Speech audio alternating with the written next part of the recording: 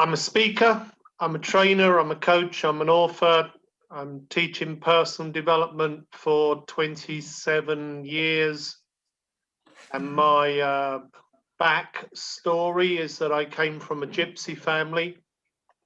So I never went to school very much. I dropped out of education at 13. I have never taken any exams in my life. I didn't learn to read until I was 30. I have dyslexia. And at 30 years, 29 years old, I was in £1 million of debt. I was homeless. My marriage had broken down. I was unemployed. I had no qualifications, and life was looking very dark. But actually, it was the beginning of a new, bright period in my life. And the turning point was discovering personal development. I was not looking for personal development. I took one of the few opportunities that was open to me with no work experience and no qualification, which was a job as a direct salesperson on commission only. And by joining the sales team, I was giving a personal development workshop. I didn't want it, actually. I wasn't interested in personal development. I wasn't even sure what it was. I thought it may be some new age thing, some strange cult. And so I was resistant to the workshop, but my manager said, go to the workshop or leave the team. So I went to the workshop. And at the workshop, my mind was closed, but the trainer, who was a pioneer in England, teaching very practical personal development 40 years ago when nobody else was, he made it very simple. The thing that was most important for me was he explained the simple brain science that is the science behind positive thinking. I had heard many times, be positive, think you can. And I always just had a casual opinion that that was somebody's idea, somebody's suggestion. There was no science. Be positive. It was like a piece of good advice, but no plan of how I could make it happen. When I went to this workshop, this man, his name was Mike Rosewarne. He sadly died very young, but I had him as my coach for 5 years. And he explained the science of how when you hold a positive thought, because it is a choice, we can choose to think about what is wrong, or we can choose to think about what is right. If we learn the techniques to hold a thought of what is right, that positive thought starts as an impulse in the middle of the brain cell, the neuron, and it travels out along the arms and branches. They're called dendrites. And there's like a little tail, which is called an axon. And they all want to connect, but there's a small gap called the synaptic gap. And if the thought is positive, the positive impulse stimulates a neuroreceptor at the end of the brain cell, and it releases a chemical into the brain called serotonin. And these days, most people have heard of serotonin. It's the happy chemical. 27 years ago, when I was first receiving the teaching, it was a very new thing to me. And of course, it is not only science, it's common sense. If we think about something positive, within a few moments, we trigger the release of serotonin. We start to feel happy. And that combination of thought and feeling influences not only our behavior, the things that we do, so we do it with a good energy, but of course it also affects us on a cellular level, which is why doctors have become very interested, because when you are holding a positive thought about yourself and life, it's the serotonin is boosting your immune system. Very important thing in these difficult times we face. If we're thinking negative about ourselves, the opposite is happening. We're releasing different chemicals, cortisol. We're lowering our immune, we're lowering our self-esteem. Serotonin, the happy chemical, is also a neuroconductor. So when you think a positive thought, not only do you get a good feeling, but the serotonin joins the brain cells together. That's why when we're thinking positive, we often have those aha moment, light bulb ideas. And when we're thinking negative, the opposite is happening. The cortisol is making us feel down, and it's a neuroinhibitor. The more negative we become, the more our brain closes down and the problem looks bigger. And it's a survival system that has evolved over hundreds of thousands of years. And in ancient times, it served us well. When you were walking through a forest and a hungry bear is jumping out, you go into fear response, the cortisol shuts down your lymph system, digestion, immune system. The energy is sent to your muscles with adrenaline and endorphins, so you can run away, climb a tree, survive the danger. It works good when the danger is hungry bear or saber-toothed tiger. When the danger is I don't have enough money to feed my family, then going into the fear response and the brain closing down doesn't work. Because in modern life, the problems we face most often need a creative solution. And that creative solution is often found in the creative aspect of our mind. So the survival instinct that serves so well for so many years in modern life actually is not working so well for us. And what's really important is that we learn techniques of how to hold a positive mindset that enlivens our heart, gives power to our actions.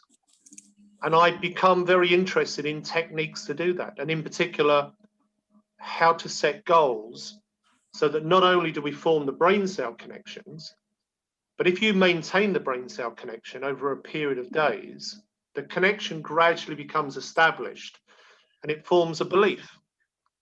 Any belief we have is really just the established connection between two or more brain cells. And we can make new beliefs or we can break old beliefs at any point, any age. And those beliefs in turn become commands to our subconscious mind, our personal autopilot, to move us towards our desires, our goals.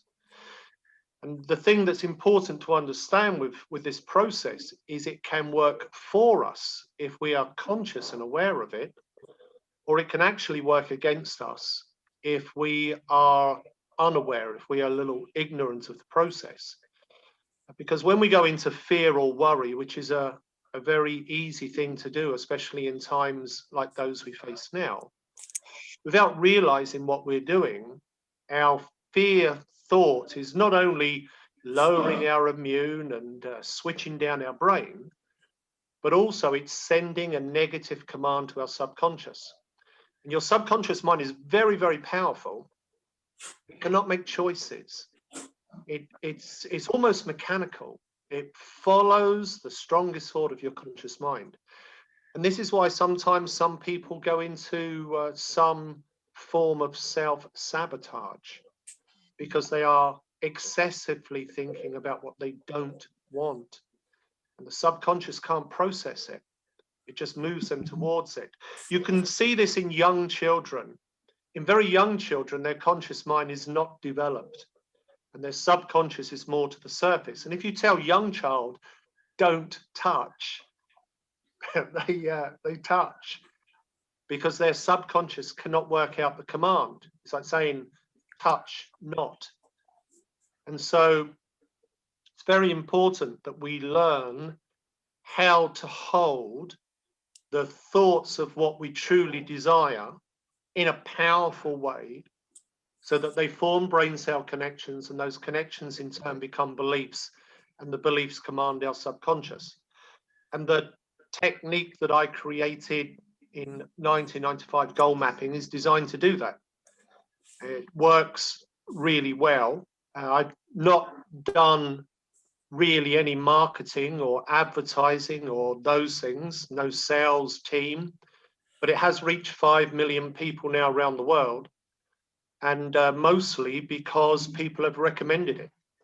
And most of the spread of the material, there's been some good publicity, and the book has sold quite well, and there was some good publicity with that, but mostly it's been a word of mouth recommendation from people that have used the system, and the system works for them. The thing that makes a system work is it has an unusual combination of balance, of words and pictures: affirmation and visualization. Affirmation for more the left side of the brain, logical, conscious mind.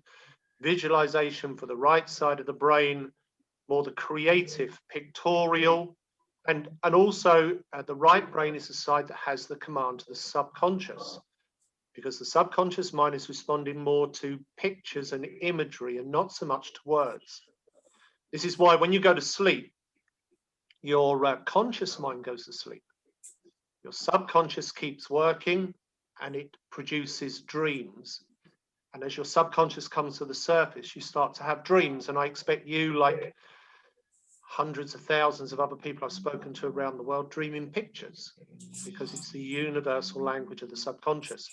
And this is why dream boards become popular, and it's why athletes value visualization. However, it's really important to also have the words of a conscious clarity.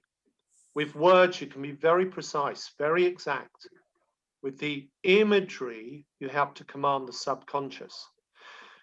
When I first started teaching the technique, I thought I had something new, because in 1995 there were no dream boards or vision boards. All of the recommendation from the world's top trainers, Zig Ziglar, Tony Robbins, Jim Rohn, etc., was write your goals 100 times every day for 1 month, because you need the repetition to impress it on the subconscious. And then gradually the realization grew, especially with sports psychologists, that visualization really enhanced performance, and then dream boards become popular. And quite often I'm working with people with dream boards, and they come to me because they find goal mapping more effective. And it's because when I look at their dream boards, they have nice pictures but no words. There's no clarity, no exactness. With the words, we can be very exact, we can quantify. It's like the difference of, imagine your subconscious is like your own personal sat nav. If you put into your sat nav London, your sat nav will guide you to London. It may be nowhere near the destination in London you really want. If you put in the postcode, the address of the destination, the street, the house, or the hotel, and then it's guiding you to exactly that place. And it's the same with your subconscious. When you've got a picture, it can be very general. When you've got picture and words, the two together give you great power. And I believe that's why goal mapping has worked so well. That's why so many people have recommended it over so many years. My recommendation to you is, if you haven't tried it, try it. I've been giving away the free templates and instructions for 25 years now. The online program is actually more powerful than drawing, because when you are putting an online map, a digital map, and you have an image of a loved one, children, husband, family member, something, that picture of the person you love will be deeply ingrained into your neurology. When you're looking at that picture, one here, so selfies also work well. So this is my health and fitness map. And this picture, I live on the beach on the Isle of Wight. I'm on the seafront tonight. This picture is of me back in the summer, and I have a deep connection to it. Likewise, the pictures of my children here skiing. You can draw the map. It's a great creative process. The challenge when you're drawing the map, and I don't have the words, there's normally another sheet here with the words. But when you're drawing it, it's very creative, but then once you have it, it's fixed. And when a new realization, new insight is coming, you've got to redraw it. Whereas with the digital map, it's a few clicks and it's really quick, really simple, really easy to update the map, which is why a lot of coaches now use it within their coaching process, because as they're coaching their client, they can update with the new insights, new realizations. And it's like the digital map comes alive. I still print it because there's a process which is, look at the map once each day, ideally early in the morning. And as you look at the pictures, say the words, because then you are stimulating right brain, left brain, whole brain. You re-establish the brain cell connections. Most scientists are saying it takes minimum of 10 days of repeating the thought. Remind yourself, re-establish the brain cell connection. 20, 30 days is better. So I'm recommending people 1 month, look at the picture, say the words just for a few moments. But early in the morning is best, because when you first wake for 1 hour, your brain is in alpha rhythm. And when you're in alpha rhythm, it's like a meditative state. The connection to your subconscious mind is much greater than later in the day. Many scientists are saying that the connection to your subconscious when you first wake is 100 times greater than at midday. So just a few moments invested, look at your map, say the words. And so I print several, one's on my bedroom wall and others in my folder. And I go online and update them, but I don't want to go online when I first wake in the morning. And so I still like to have them on paper, and I can sign it and engage in the ritual of using it. It's an ancient principle. Like I said, when I first started teaching in 1995, I thought it was something new. But then I become very interested in Hinduism, and I was amazed to see that some of the oldest aspects within Hinduism are Yantra and Mantra. The mantra many people have heard of, it's a chant with words. A yantra is a picture, power pattern that you meditate on. As you meditate on the picture, you chant the words, Yantra and Mantra, thought to be 10,000 years old. Buddhists do a similar thing with prayer mandalas. Buddhists will create a mandala using colored sand, and they would chant as they do it, words, pictures. In Hinduism, it's often drawn on paper, but sometimes colored rice. But it's the same principle. And the reason why it's been used for so many years is this combination of imagery and words helps to stimulate the whole brain. And that's what we need to do if we're going to be effective in sending a command to our other than conscious mind. So to our subconscious, and depending on your belief, to universal consciousness. So you're invoking the law of attraction and finding your flow. It's been quite amazing for me to see how the system has worked. And now there are a lot of other people that teach it. I'm just one. There are more than 1,400 people around the world that are certified and teaching, coaching, training, goal mapping. Some of them in schools. The school program has reached more than 1 million students, from primary school, secondary school, university, in 30 countries now.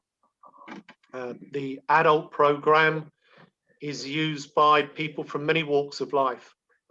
So at the top corporate end, Microsoft use it, Siemens, Disney, Coca-Cola. Sports people use it. It's used a lot by therapists for helping people to improve health, overcome addictions, habit patterns, changing things. And of course, it's used by people generally in life to achieve their desires, to move towards their goals. Wow, I think we've all been spellbound completely listening to you. The sheer simplicity with how you described it was amazing. I had one specific question regarding children, because you have institutionalized this in many schools across the world. Yeah. And in the book, you talk about Sam the Magic Genie and his sister, Seven Oh, Magic yeah. Keys for Success. So would you recommend, like, if, because many of us have children here, so if we want to share this with our children, would you recommend through those books to introduce goal mapping, or what's the best way? I have it here. The audio book of this I own. So this one, the paperback, is printed by Random House, and they're a very big publisher. They own Penguin Books. They're also very strict. They don't allow me to do so many things, because once you sign the book contract, really the book is no more yours. But I kept the audio and the video rights, and I've produced an audio book, and I give it away free. It's in my website, and also the parents' goal mapping manual for parents and coaches to understand how to teach goal mapping to children. I give that away free. And you can go to my program, you can just download them, they are there. If you like it, if there is like an interest and you want deeper understanding, then sure, buy the book. But you can get the audio for no money at all. The book is, I wrote it for children, but it's actually published as a book for all ages, because there are as many big people that like it as little people. And it's all of the things I teach about how your thoughts influence your feelings and your behavior, and really how the process of manifestation works. But it's in a simple story. And it teaches how to hold a good thought about yourself so that you raise your self-esteem, as well as how you hold a thought about the things you desire to achieve. And the book has been very successful in helping children that have low self-esteem, and maybe because of bullying or some other reasons. Having said that, Microsoft bought nearly 2,000 of these books for their managers. I did a big contract with Microsoft, and they had many of their own trainers certified in goal mapping. And they thought this was a really nice book to give to their managers, rather than the goal mapping book, which is a bit more commitment to read it. And the children's books teaching the same thing, but just in a simple story. And of course, the managers could also then share it with their own family if they wish to. And most of the children's material is free, because I feel a sense of duty to make it available. At my website, you can download the free paper templates and instructions, and it's good to do that. But my recommendation is join the online program. Again, it's free to do it, and there's a lot of video there. There is the mapping software there, and also when you join the online program, you'll see all the different tabs of things like checking your life balance, and one of those tabs will say family, and in the family section is where we have the audio of Saying the Magic Genie and the parents workbook and other things. Yeah. I'm happy that anybody downloads them, tries them. If you like it, share them. Obviously, everybody has their own way of setting goals, but this is just really simple, easy way. Quite a nice creative process. It's simple enough that young children can do it, and it's powerful enough that big world leading organizations have adopted it. So it's unusual in that way. Excellent. Guys, if you have any questions for Brian, please feel free to ask. Brian, you mentioned before you were dyslexic, and I'm not sure about you, but I've always had problems remembering things, especially in the classic way. Would you say this method really helped you remember and memorize things as well, or is it a case of just the focusing on the goal mapping is more important? Creating a goal map and going through the material will help you in whole brain activation. Yeah. If you look at the greatest minds that have ever lived, they have that brain balance. One of the best examples is Leonardo da Vinci. Equally brilliant with his right brain in paintings such as the Mona Lisa. Equally brilliant with his left brain. He was the man that invented technical drawing. His inventions were hundreds of years ahead of their time. Now, the same principle holds true for all of us. The more we balance our brain, the more effective we are. So we can have a vision and also make a plan, follow a strategy. I believe that brain balance really helps with memory. Now, I had a good memory before I learned personal development. And I believe the reason for that was not being able to read. if you can't read and write, and I was 30 years old before I learned to read and write. If you can't read and write, you develop a good memory because you can't make notes, you can't write things down. You need to be able to memorize, and maybe it's also to some degree a compensation for the fact of not being able to read. One of the things I noticed was that once I learned to read, my memory decreased a little because I didn't need to work it so much. And it is like a muscle. Yeah. The more you use it. I learned to teach memory techniques. I used to include them in a lot of my trainings, especially with children. I don't teach them anymore. I haven't for many years, but I still use them, or sometimes I'll bring them into a workshop just for some fun. The thing with memory techniques is they really revolve around pictures.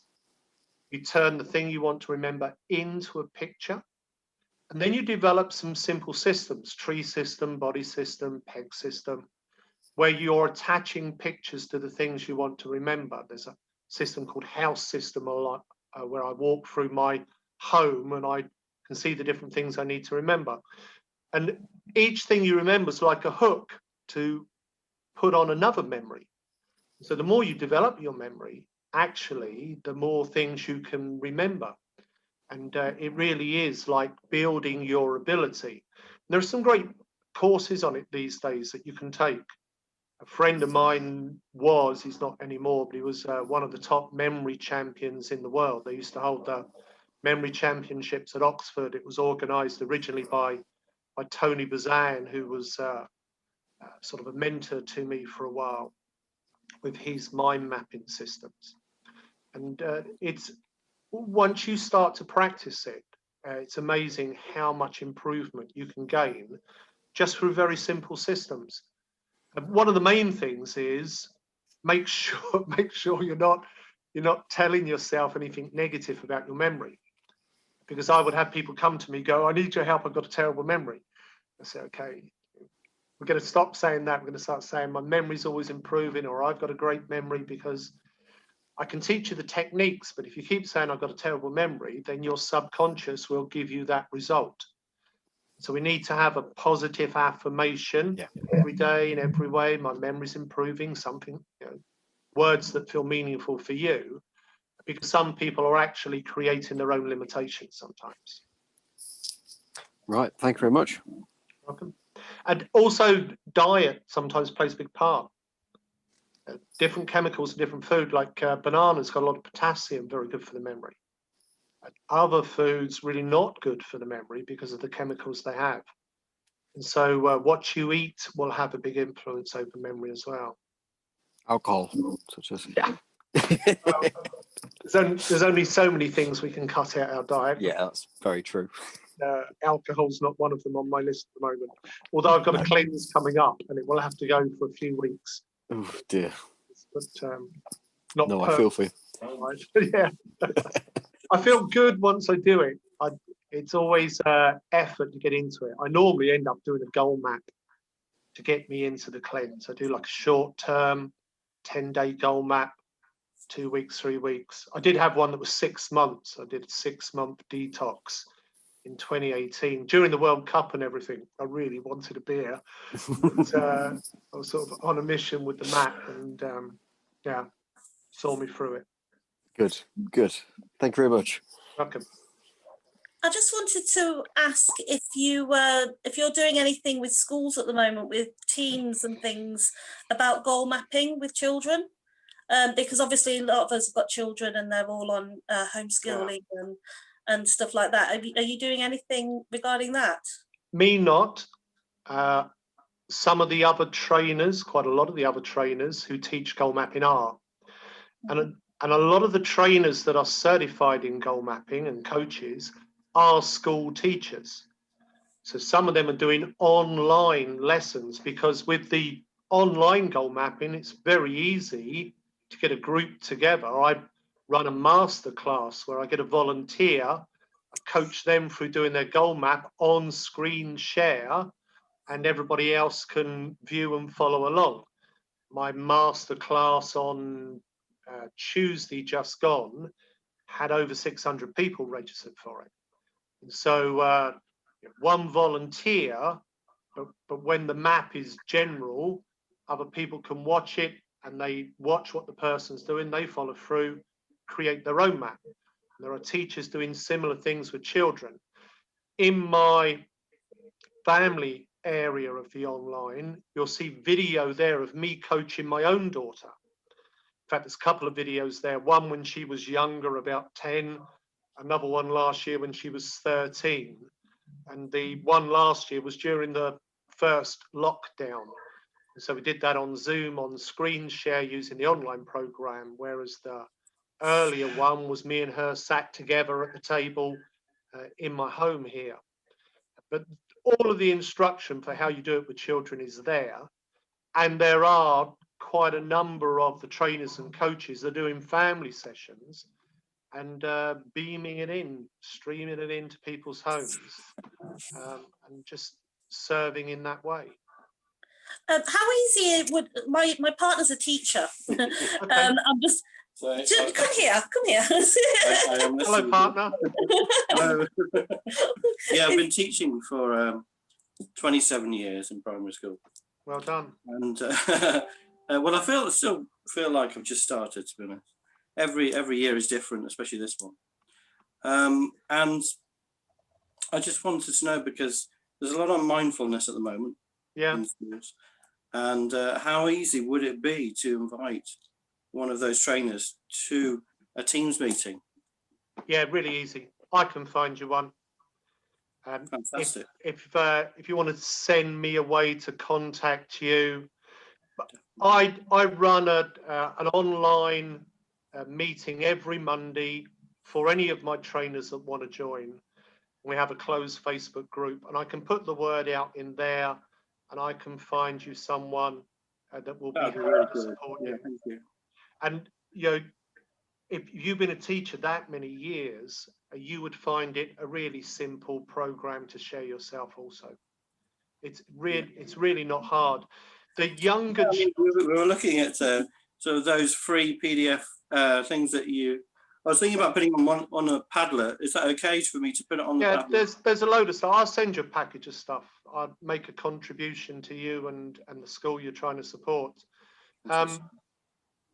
When it's the younger children, so below 12, I use a different version of goal mapping called the 7 Magic Keys.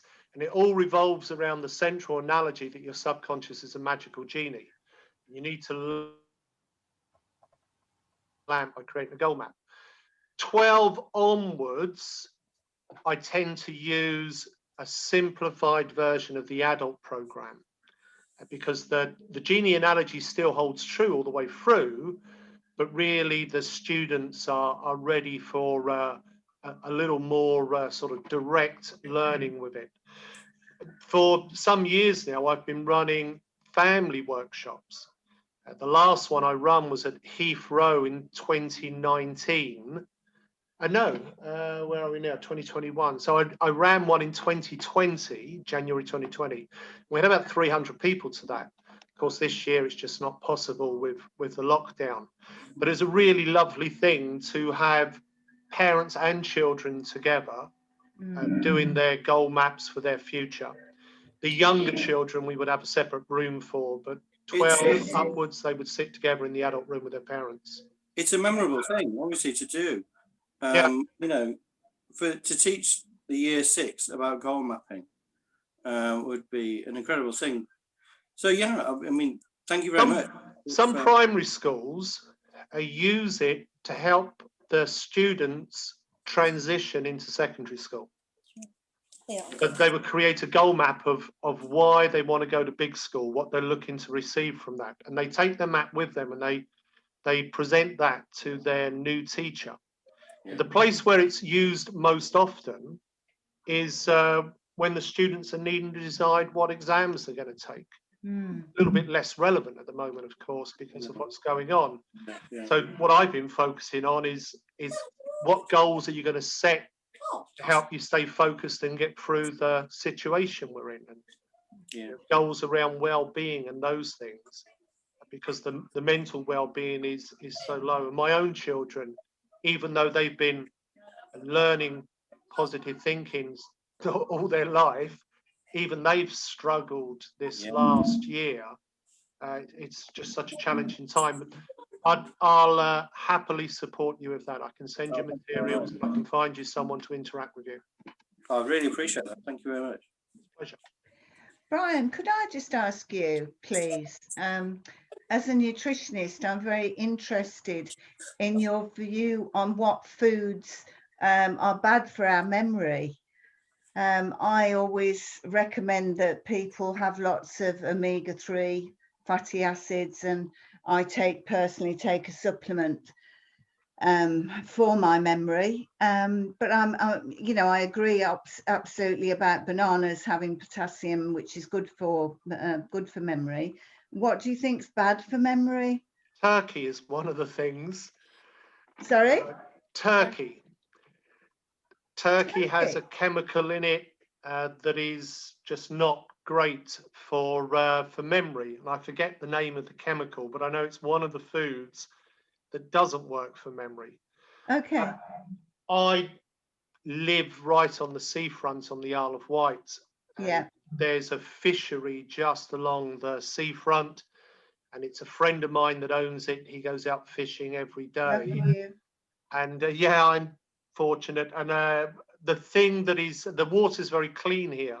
Yeah. The thing they catch most is shellfish, crab, lobster. I eat a lot of crab and a lot of fresh fish. Yeah. Because they're literally catching it that day. It's been caught by someone I know using a line or a pot, and it just feels good to be eating that. There are also some organic farms here on the island, and so I do eat meat. I was vegetarian for a lot of years, Me but too. I wasn't feeling so great on it, and so I went back to meat, but I'm selective in what meat I eat. And quite a lot of salad, a lot of green things. Yeah. I tend to be intuitive with my diet. Good. I think it's the processed foods Yeah. that are really bad for us. It's the chemicals that are in those foods. It's the They're additives. good for our health, but they're not good for the brain either. No. With the people teaching goal mapping, just as an add-on point here to what you're asking, the youngest person teaching it is just 15, and there are a number of teenagers that teach it, and they teach it to other students their own age. I've got a 15-year-old in Finland, 2 19-year-olds here in England teaching it, but the oldest person teaching it is in her 80s, and she's teaching it in retirement homes. And she's teaching it to people that are in their retirement years to set goals like learning another language to help keep their brain active. Because the science really does seem to show that if we make that effort to stay active, whether it's in our body or in our mind, it really does serve us. It's another muscle, isn't it? Your brain's another muscle. Yeah. Thank you. So she get people to do goal maps on things they're interested in and learning a new hobby and a language and those things. And they're not really career goals at that age, but it's still goals. And it's about helping people to have a little bit of a stretch and then the good feeling from achieving something. Yeah. Thank you. Welcome. Absolutely fantastic, Brian. Thank you. Nice to be with you, Anna. Now, thank you very much for joining. We all are very appreciative of that. Pleasure. I wish you all very well. Would you share my contact details so that Lucy's partner can find me and we can get the material? The website's easy to find. It's just goalmapping.com. Yeah, I've been on the goal mapping website, so I've done my own goal map. Okay, cool. That way, but send me a message, Lucy. I'll connect and I'll get you the stuff over. That would be fantastic. That would be great. Thank you very much. Pleasure to help you. Awesome, Brian. Thank you very much today. Thank you. Stay well. Thank you, Brian. Bye. Thank you, Brian. It's really helpful. Brilliant.